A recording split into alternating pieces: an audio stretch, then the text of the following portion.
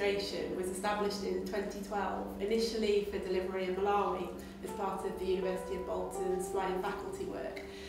We developed it to meet the unmet demand for highly skilled public sector administrators at all levels of government. Now obviously the public sector exists in one form or another throughout the world and is continually having to deal with new and evolving problems.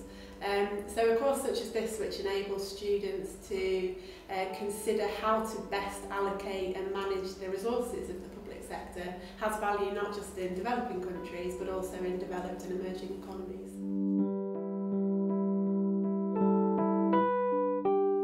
I think public administration is an incredibly important subject. If you think about the public sector, its primary concern is with creating the conditions and delivering the services necessary for a happy, healthy and prosperous society. So at a very broad and basic level, it's a really important subject to study. So this leads to a really rich field of academic study, research and professional practice. We need to consider things like how and where do we allocate our resources? Who makes decisions and how do we govern these processes? So public administration is all about how we best coordinate our activity to meet the needs of society, and for that reason it's a really important topic to study.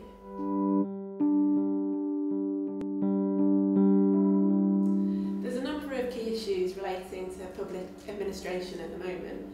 When we consider the state of the public sector globally, and especially in developed countries, we tend to talk in terms of new public management. And this is a model which espouses increasing market orientation in the public sector and also more managerialism. So as a result, we've seen the widespread adoption of private sector management practices in the public sector. And this has global relevance because supranational organisations like the World Bank and the International Monetary Fund have been promoting and enforcing this as part of their aid packages. There's a number of other issues as well. We've seen a growth in the strength of civil society, and that's an increasing role for non-governmental organisations. The internet and communications technologies have also changed the way in which citizens can engage with the policy-making process. All of these things combine to shift us even further away from the traditional bureaucratic model of the public sector, and we see an increasingly prominent role for networks. The course is designed to provide students with both the theoretical and conceptual underpinning and the practical skills and capabilities required for them to work in the public sector. The course is divided into 6 modules and a dissertation. 3 of the modules, public policy, corporate governance and public sector finance, provide them with the conceptual underpinning to understand where the sector is now, where it's going in the future.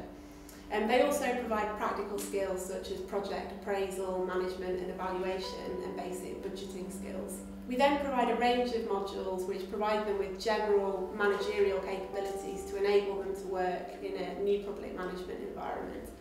And then finally, in recognition of the fact that a master's degree has a significant research component, we provide them with research skills that they can take forward in developing their dissertation.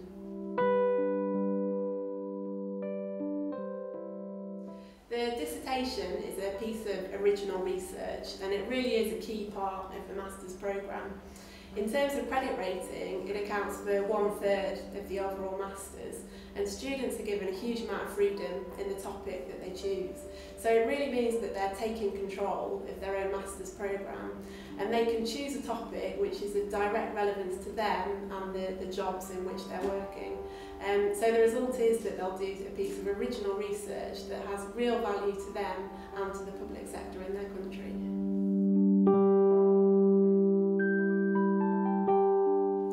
We draw on our experience of delivering overseas programmes to make sure that our students have a really enriching student experience despite being based overseas, and we do this in a number of ways.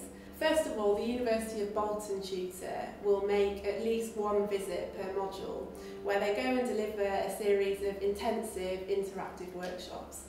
This is then backed up by a series of local tutorials and seminar sessions which make sure that the material we're delivering has local context and local relevance. And then finally, all of our programmes are supported by our virtual learning environment, Moodle, which basically handholds and signposts students through the module and signposts to further sources of information. They can also use this platform to interact with the University of Bolton tutor, the local tutor and with each other, and there's facilities to develop wiki pages and discussion forums, so it's a really useful learning resource. In addition to this, when students enrol at the university, they're given access to a huge range of electronic resources, e-books, e-journals and databases. So even though self-directed study is an important part of the work, there's a framework within which they can do this.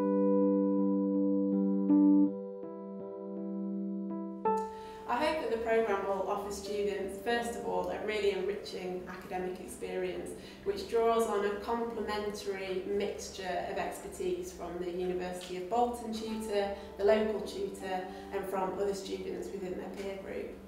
Students will also gain real practical and operational experience that they can apply in their workplace and will set them up to deliver effectively in their public service roles.